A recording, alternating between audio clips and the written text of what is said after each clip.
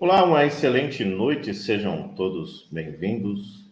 Bom dia, boa tarde, boa noite, dependendo da hora em que você estiver nos assistindo, e independente da hora, você é muito bem-vindo aqui ao canal Reflexão e Religião. Nós estamos falando sobre o tema a igreja no Brasil, não uma igreja.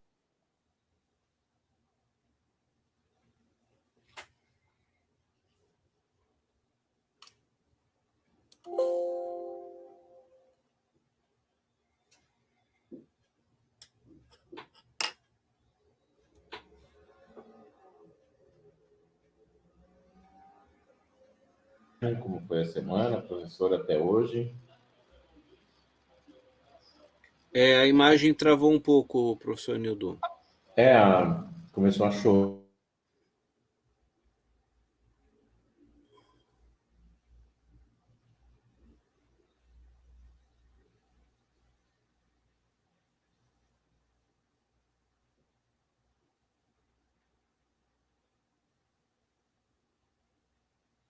Mas já estamos aqui. Aí, voltou, professor.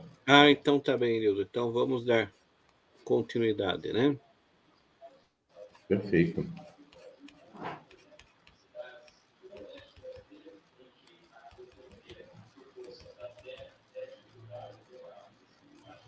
Pode falar, professor.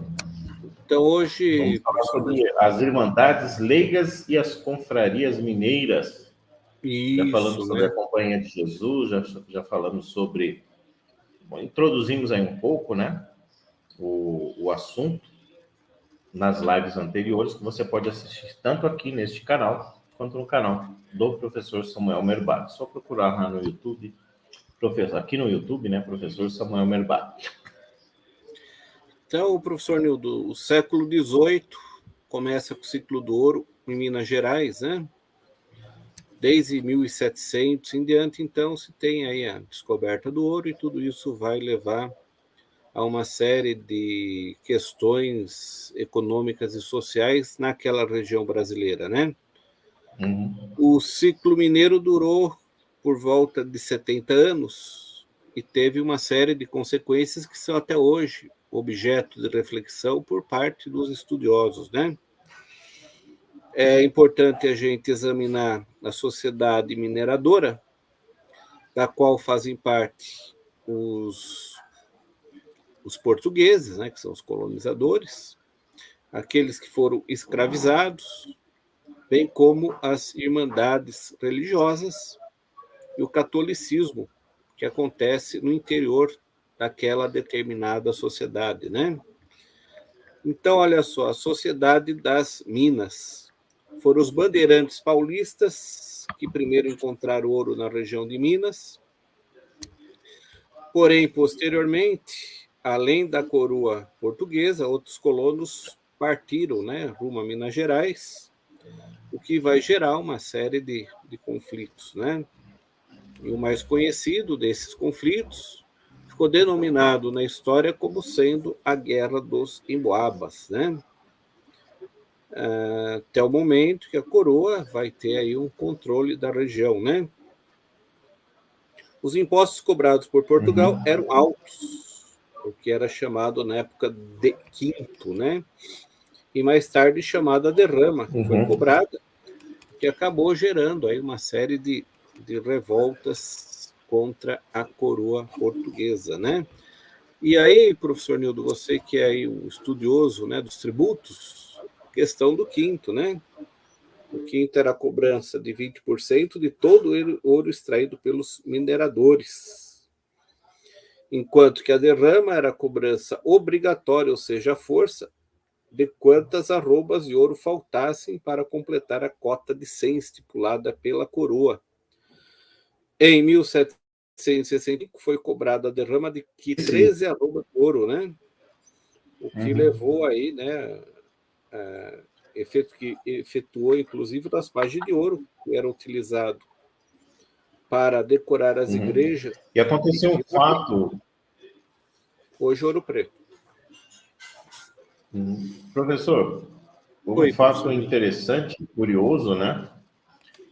que ajudou aí a essa cobrança que os mineradores reclamavam tanto foi o terremoto de Lisboa, né? Então, esse valor ele era utilizado para a reconstrução do terremoto em Portugal.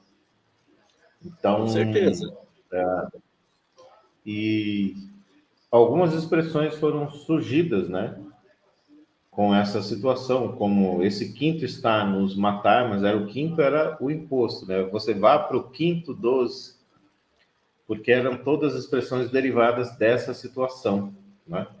E em Minas cunhou-se várias expressões dessa época que até hoje são conhecidas, né? Não eram conhecidas de forma tão simples, porque é necessário de fato ir buscar aí a origem, né, de algumas frases, de alguns ditos populares.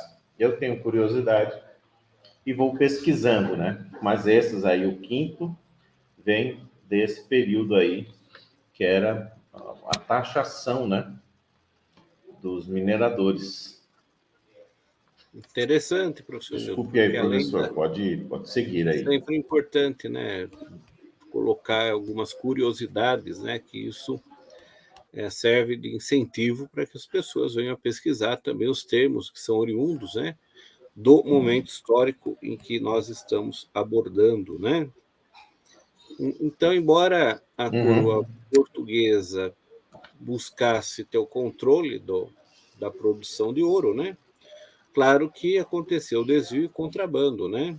E diante disso, não tem o pagamento do tributo, devido à ineficiência, muitas vezes, da parte de fiscalização, né? Então, esse medo de Portugal ao estabelecimento de um poder paralelo resultou na proibição da entrada das ordens religiosas, proibição que durou até o final do período colonial. Então, dessa maneira, nós temos um panorama diferente do que vimos até aqui, né?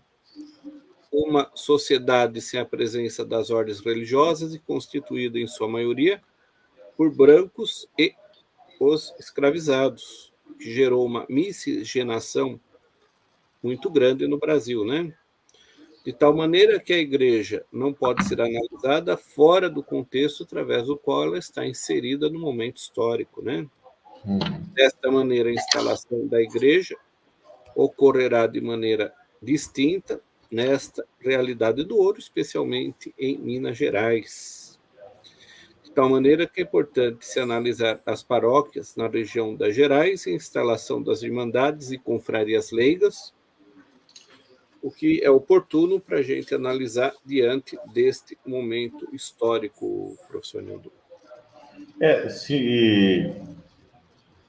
Quero só compartilhar aqui uma tela com os nossos ouvintes aí, quem nos ouve, quem nos assiste, professor.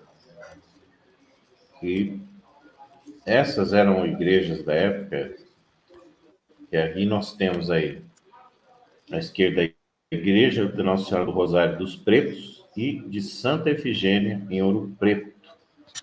Eu não sei se vocês estão conseguindo ver aí, vou colocar em tela cheia, para ficar mais fácil a visualização.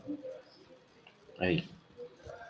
Esse é o material que nós utilizamos para apresentar para vocês aí. Eu vou deixar elas aí de fundo para que vocês possam continuar acompanhando. Melhor assim. Isso. Então, e outro assunto também importante e polêmico é a questão da escravidão e da igreja, né?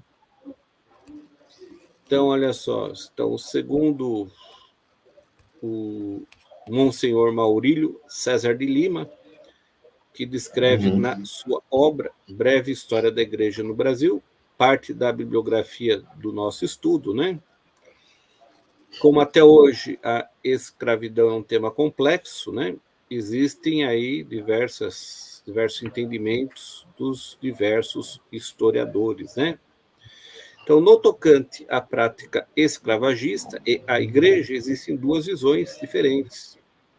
Uma voltada aos indígenas e outra aos africanos, ambas específicas e antagônicas, né?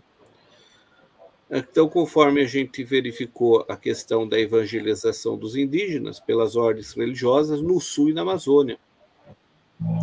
Por isso se verifica que a igreja era oficialmente contra a escravidão dos índios, né? Eles praticavam os aldeamentos, onde catequizavam e aculturavam os nativos.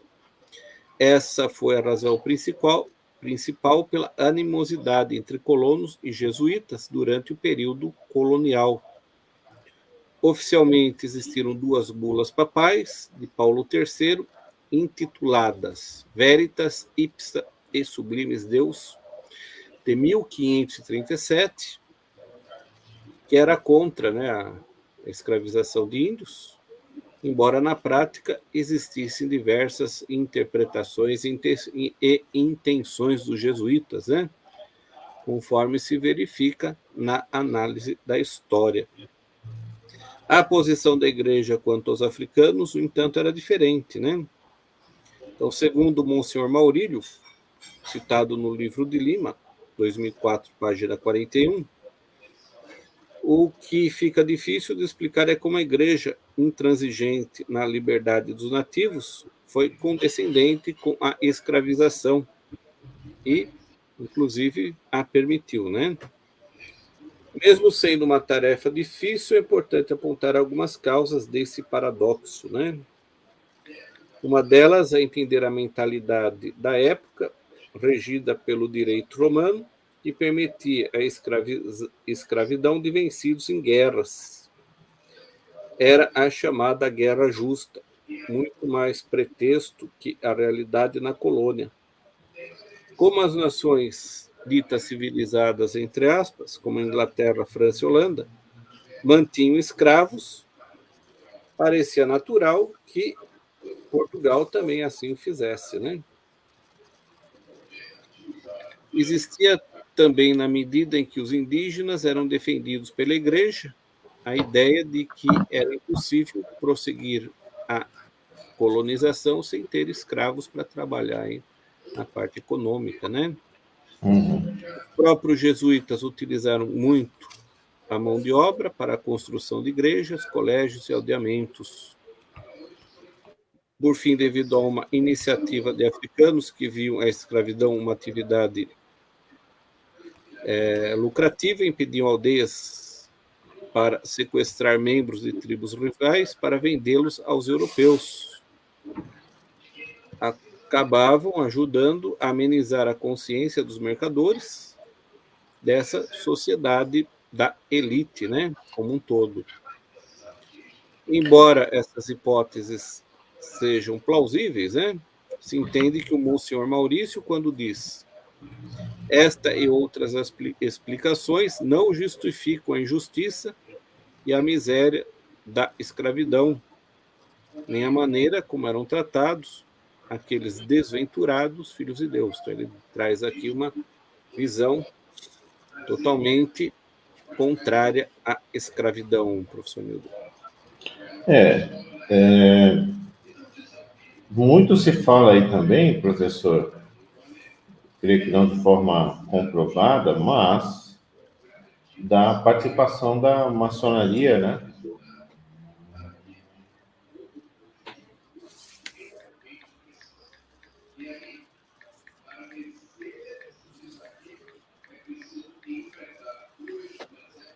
A maçonaria, ela, segundo os historiadores, né, os maçons eram pedreiros que eles trabalharam durante a chamada maçonaria operativa na construção de igrejas, né?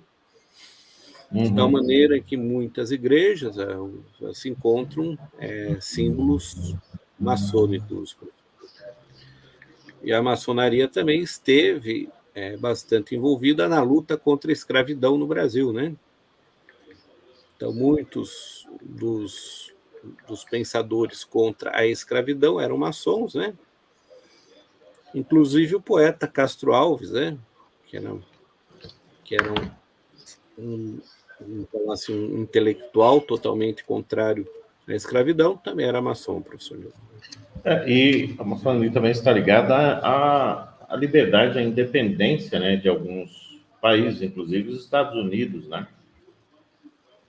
Sim, a maçonaria, né, sofre ali a questão da influência da Revolução Francesa, e a partir desse momento, a maçonaria tem como um dos seus lemas a liberdade, igualdade e fraternidade, né? Teoria essa que também foi usada posteriormente na independência, né? Ou na independência dos Estados Unidos, né? Tanto que muitos dos que assinaram a Declaração de Independência norte-americana também eram maçons, professor Nilton. Perfeito. E ainda existe, né, uma certa rejeição porque a maçonaria, muitas pessoas colocam que é uma ordem secreta, né? Não vamos falar de maçonaria aqui, obviamente que não, apenas porque faz parte do contexto, né? E eles são mencionados em diversas épocas dos séculos, né? Mas, devido aí a essa, digamos assim, essa não transparência em alguns momentos, causa estranheza, né? E uma rejeição. Isso não é comprovado, né? Que até que ponto a sociedade foi influenciada pelos maçons, e também é palco, entre outros, uma discussão entre outros historiadores, né? Claro que eles influenciaram de alguma maneira a forma devido à sua filosofia atrelada aos conceitos iluministas e liberais, né, do século XVIII, né, após a Reforma Francesa, né? O que não sabemos e até que ponto os padres maçons conheciam a fundo a doutrina maçônica, né? Isso não sabemos. Uma hipótese é o interesse da ordem em estar atrelada a uma noção de status social, razão pela qual figuras de importância da cena política da colônia faziam parte das diversas lojas maçônicas que se proliferavam durante esse período. Certo, professor? Certo, professor Nuno. Mas muitos Perfeito. padres brasileiros foram maçons, né? Frei Caneca, por exemplo, né? Era maçom. E a ordem tantos outros maçônica, aí.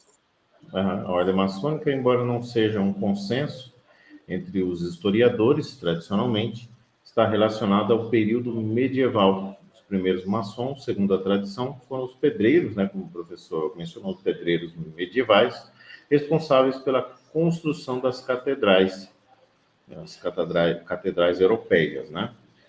Verdadeiras obras de engenharia para o período. Esta é a razão dos símbolos maçônicos serem um esquadro e um compasso, né? Que eles eram pedreiros, eles faziam parte de uma das corporações de ofícios medievais. A passagem de uma corporação de ofício para uma instituição política e filosófica, dizem os historiadores maçons, aconteceu a partir do declínio da edificação das grandes catedrais no século XV.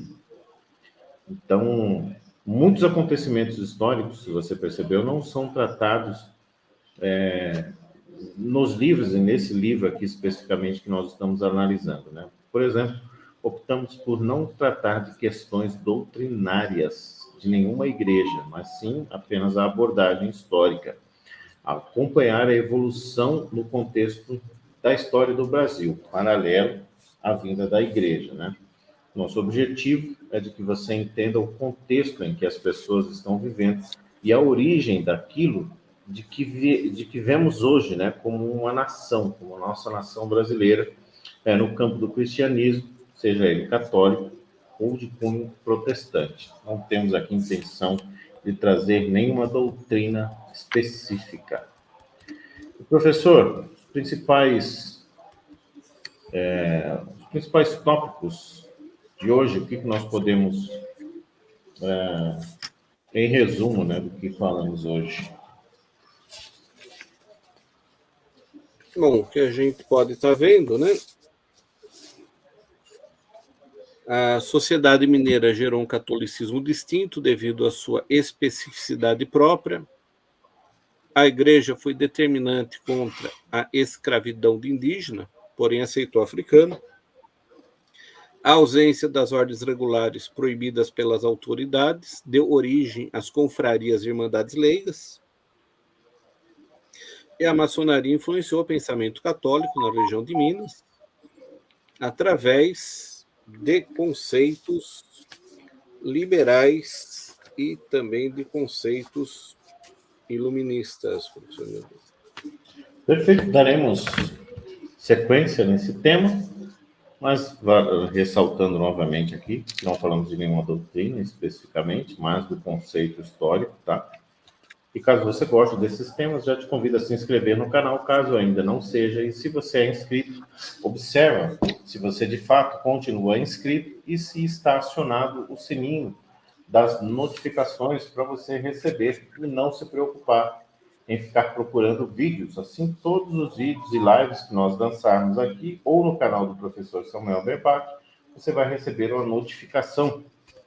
E assim também você contribui de forma decisiva para os nossos canais, tá? É importante o seu comentário, a sua curtida, o seu compartilhamento. Isso nos ajuda aí, nos incentiva a continuarmos. Certo, professor? Exatamente, professor Nildo. A gente pede o apoio dos amigos que nos assistem, né?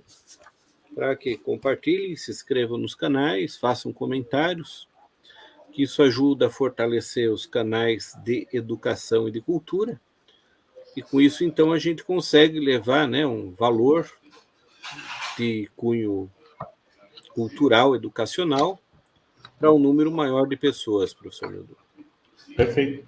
Na próxima semana daremos, então, sequência, ou aqui no meu canal, ou no canal do professor Samuel Berbach, em um dos canais, com certeza. É importante, então, que você se inscreva nos dois, para você não ficar de fora de absolutamente nada. Desejo a todos um bom restante de semana, que o ano de 2023 seja o melhor ano da sua vida. Desejo isso para o professor também. E até a próxima semana. Obrigado. Até a próxima. Até mais, pessoal.